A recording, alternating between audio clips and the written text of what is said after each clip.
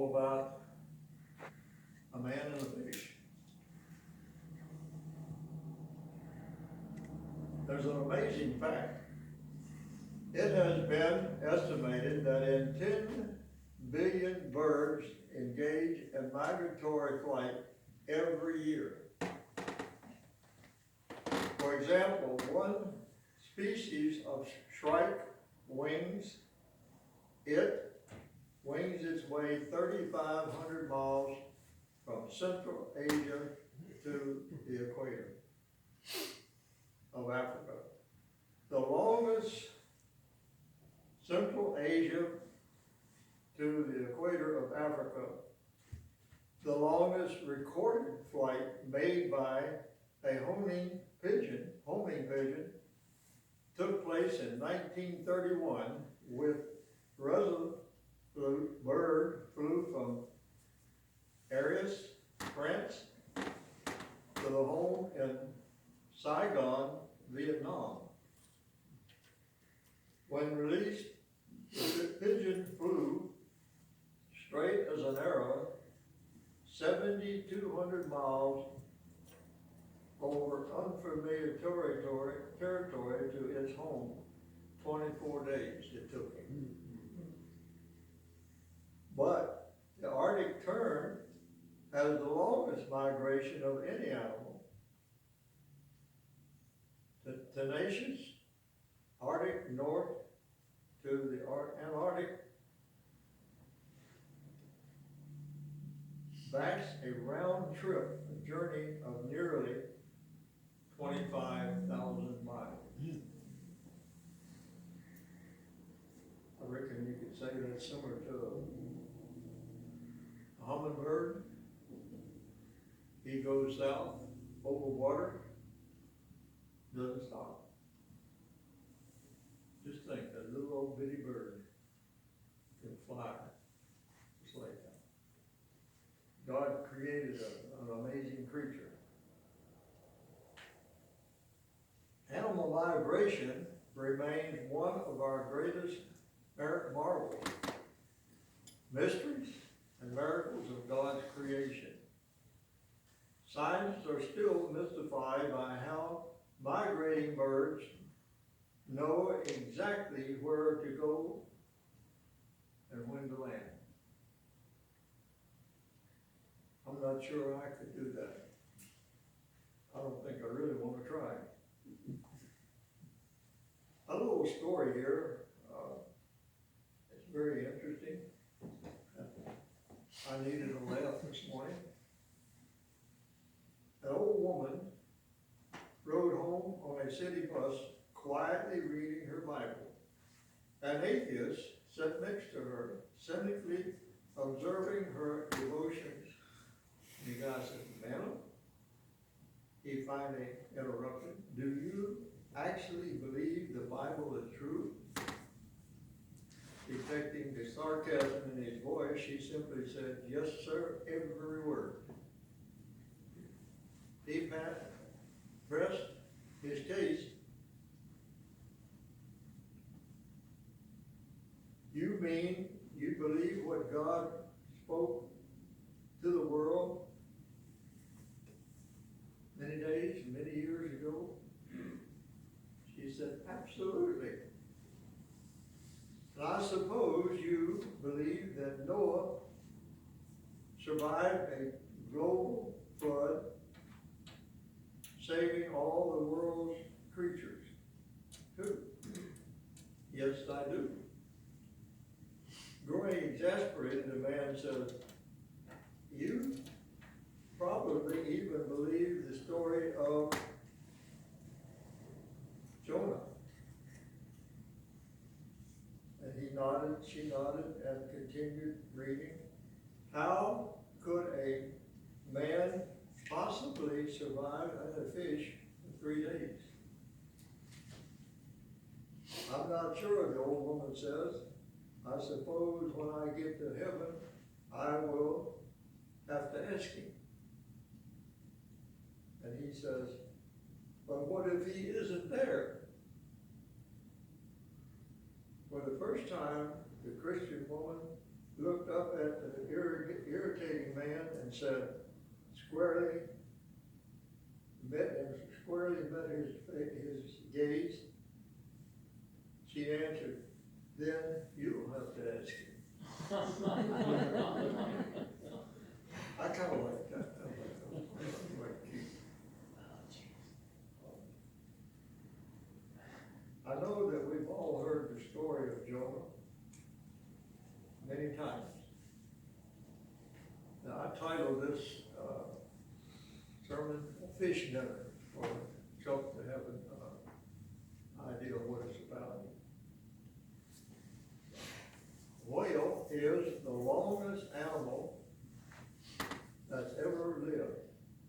It is larger than an elephant. And even the prehistoric animals. The blue whale will grow as long as 95 feet. Have you all been to a museum in DC? I think they got the blue whale mounted in there. There's another place up in Michigan that's got the same whale. 95 feet and 150 tons, which is 300,000 pounds. A baby whale will be 23 feet long and weigh 3 tons when he is born. Whales have a horizontal tail and fins, while fish have vertical fins and tails. Whales are a warm-blooded mammal and hold their breath underwater the longest of any animal. The heavy blubber will help him stay warm. The blue whale is a large whale, but the only whale capable of swallowing a man was, anybody know what whale that would be? What mammal, what whale can swallow a man?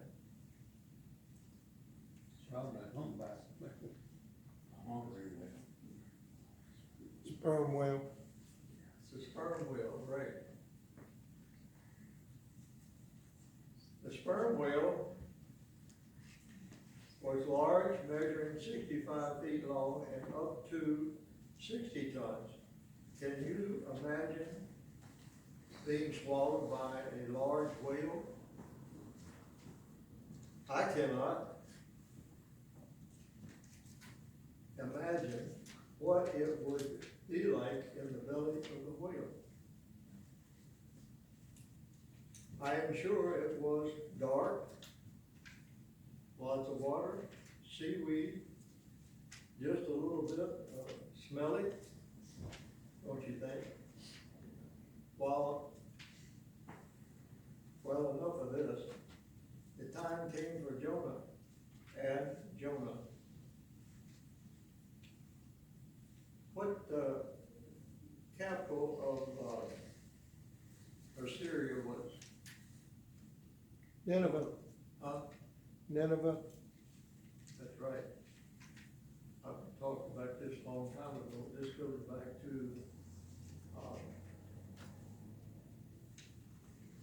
1792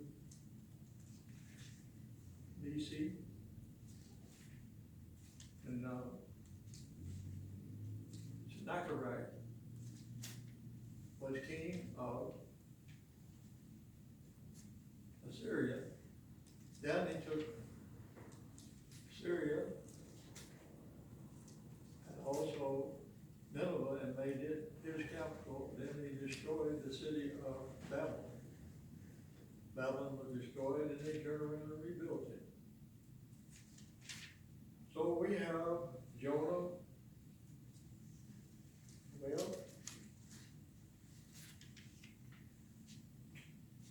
Was Jonah obedient? Not at first. No. What did God want him to do so bad that he wouldn't do? He wanted to go to Nineveh and preach to the people. Right, he wanted to go to preach to the people, and on top of that, God asked him to go, and he wouldn't go. People in Nineveh had become very sinful, terrible people, and the Lord wanted to go to preach to the people in Nineveh and straighten them out. Well, Jonah wasn't really interested in that. Let me ask you a question. A Christian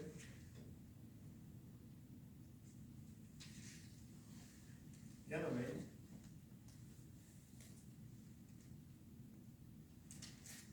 who is it?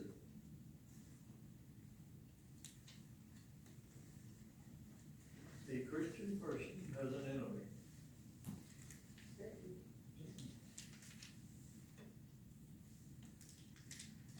Wrong answer.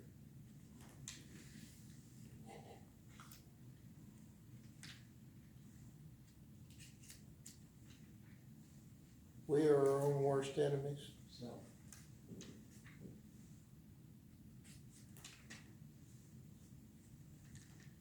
Yeah. If you had a mirror, all you had to do was turn around and look at it. You would know who the enemy is. See, Jonah didn't want to go and do what God wanted to do. He went another direction. He took the ship. And where did he take the ship? To Tarshish. And what happened? a storm came up. It was enough to destroy the ship.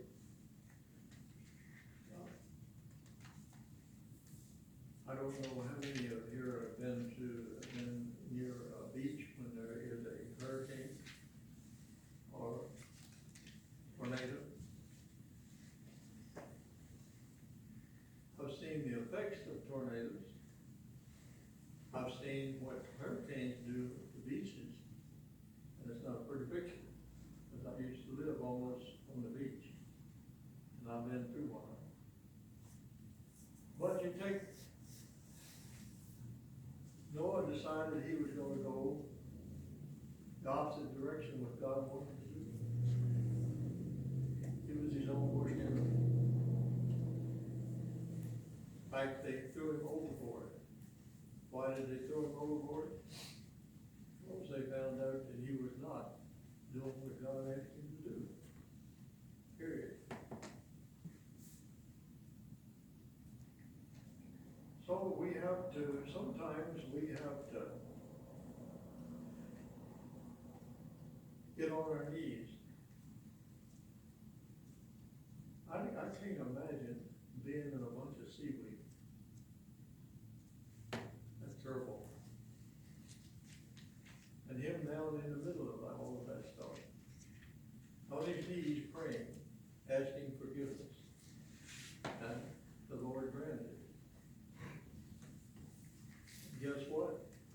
It spit him out of that wheel. Landed on the beach. Then he turned around and decided to do what God said do. He did just that. He's, for 200 years, Nineveh continued without destroying the city. Eventually, Nineveh fell to the surrounding area forces and was no more. They came Babylon, Medo-Persian, destroyed the city. So that's basically what we got. Jonah went and preached in Nineveh. He did a good job of preaching because what happened? They all decided, repented to obey,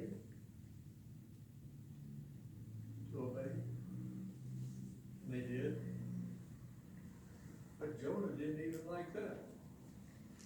Why didn't he like it? Because he hated the people of Nineveh because they were so evil, and they also were against the scribes and the Pharisees. Right, they were against it totally, but the people of Nineveh had a, what you call a, Wednesday night prayer session. And all of them decided to do what God said do. So they did. They had to reverse where they were going, because you got to understand Sennacherib was an evil king. And he did things that he was not supposed to. And he made Nineveh his capital and decided to follow what he wanted to do. But that didn't work as well because Jonah took off and went another direction. He run away from there. It doesn't matter how much you want to run away from the Lord. He's right where you're at all the time. Always. You can never get away from it. No matter what you do and where you go. God is your friend. God is the one that looks after you. He's the one that takes care of you.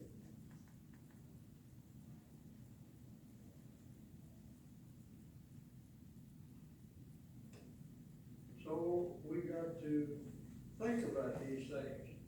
Suppose an angel appeared unto you and said, go to New York City, Chicago, Los Angeles, some large city, to tell them to repeat and follow what the Lord said.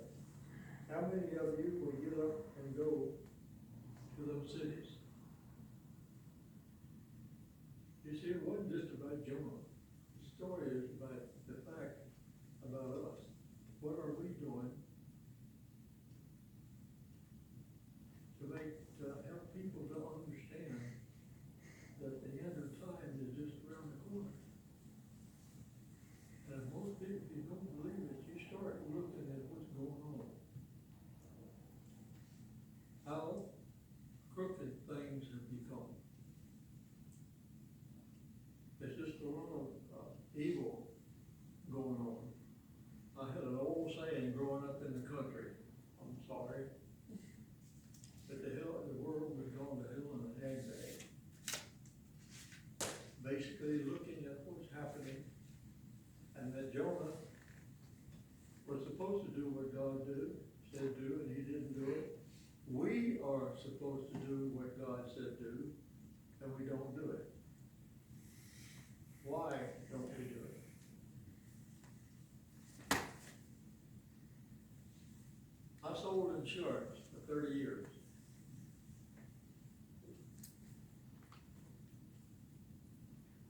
I hated to go knock on the door. I hated to go look at people's front door. But I did. And that's what we're supposed to do, is go see people and introduce them to Jesus. Are we willing and ready to go? That's the question you ask us. Are we willing and ready to go? For 2 years, almost 3 years, my wife and I sung for an evangelist all over Southwest Virginia. And one of the jobs that I had to do was to talk to people at the next meeting, not the one we were going to do. To try to bring them to a point where they're willing to go and bring people in for the next evangelistic meeting. You see, evangelistic meetings are only as good as the church is. If the church don't go bring people in, who is the evangelist going to talk to?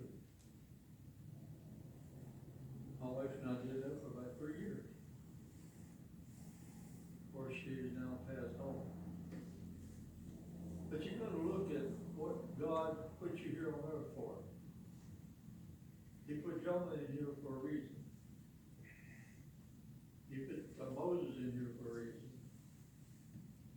Put Elijah for a reason.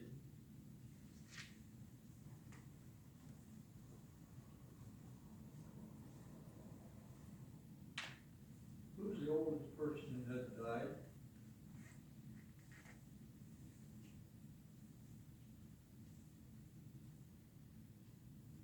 Methuselah, according to the Bible, was the oldest person to live and die.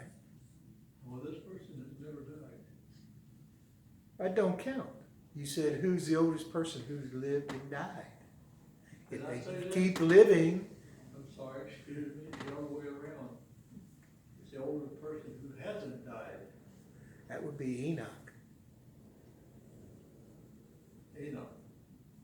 He was 300 years old. The Lord took him. And that was basically it. He went to heaven. So you had Enoch, you have Moses, and you have Elijah that all lived and went to heaven. I hope I don't get this wrong, but Enoch was put here for a reason. He followed God's teachings. Moses was put here for a reason. How would you like to be at Moses' place and lead probably a couple million people? I don't know. I wouldn't. The only reason Moses died was why?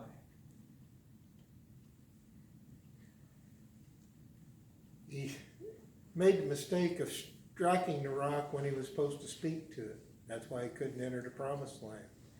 He struck the rock. And who was the rock supposed to be? Represented Jesus. Who was Jesus? So when you look at the things that's happened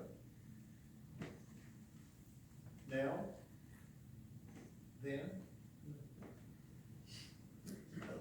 we're put here for a reason on this earth. We have a position to accomplish. We have people to talk to. And that's the important part. Bring people in the church so we can be ready when Jesus comes. So it is coming. He already said so. John 14, 1 through 3. Hope I got that one right. You believe in God, believe also in me. In my Father's house are many mansions. If it not were so, I would have told you so. I go to prepare a place for you. I go to prepare a place for you. I will come again and receive you unto myself, that where I am, there I am also. Or I will be also.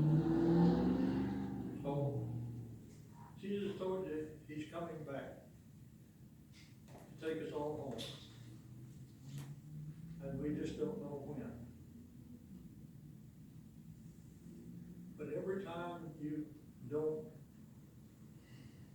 witness to somebody, is a person you have lost. I know most of us don't like to witness to other people because it's, as some people say, it's beneath them. But how else are they going to learn, and how else are they going to hear if you don't do it? It's the main thing.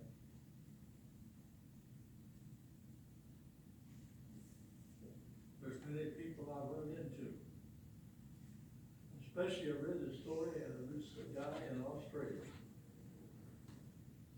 And he stood on the creek, at the street, every day. And the one question he asked people when they walked past, if you died today, where would you go?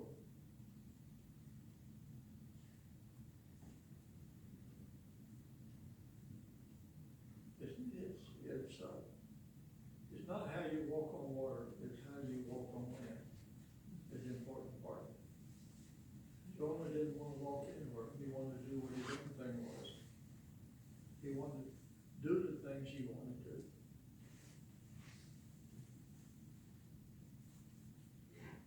son. I lost him to be 3 years this September. 6'4". He knew the Bible. And I miss him every day. I had 5 more. But they had to learn what they had to do. The only person they could see do the example would be me and my wife. So it's important that we be ready when Jesus comes. If you want to go home, you can continue to do what you do. Basically, I can't say all of my children are in church. They're not. Only one goes to church regularly. But now I hear she's back out. What can I do? Nothing. She's been to the Adventist schools. She's been to Shenandoah Valley. She's been to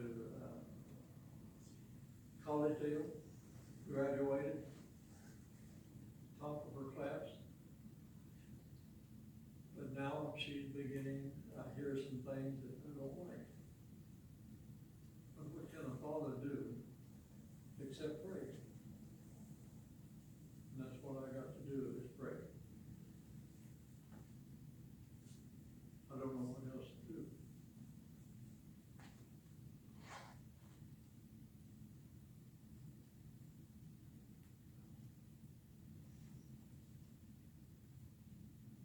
It hurts.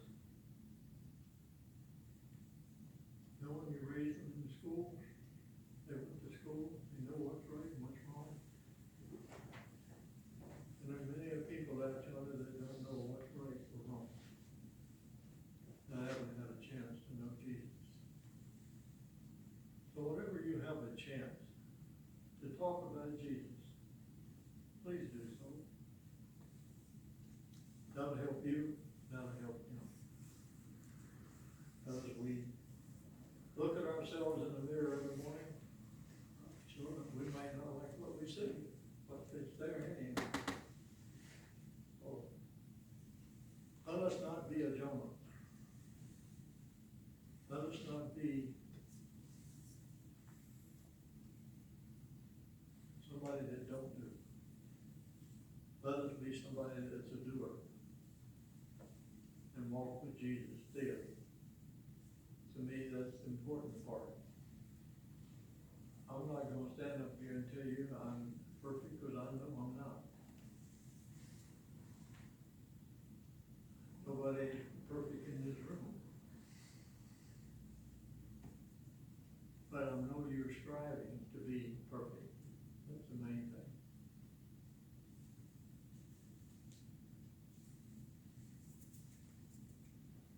Not much I can do. I lost my lovely wife 7 years ago to Alzheimer's. And it's rough not having her around. But she was one of the best Christians I knew of. She always did exactly what she said she would do. I never worried about it. And she could talk, and she knew the Bible. That I do know.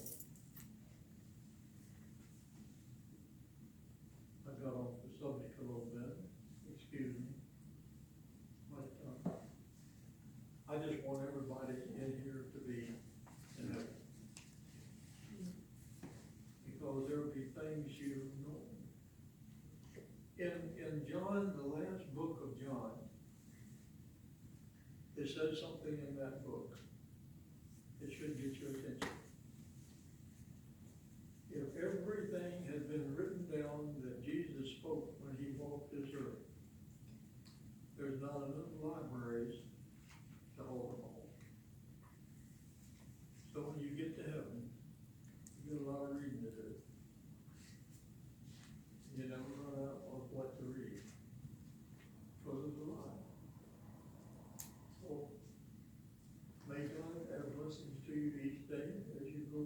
dirty work, as you go from place to place. As you witness, may the good Lord give you the right words to say at the right time, in the right sequence, in the right place. To bring others close to Jesus. That's what we're basically for.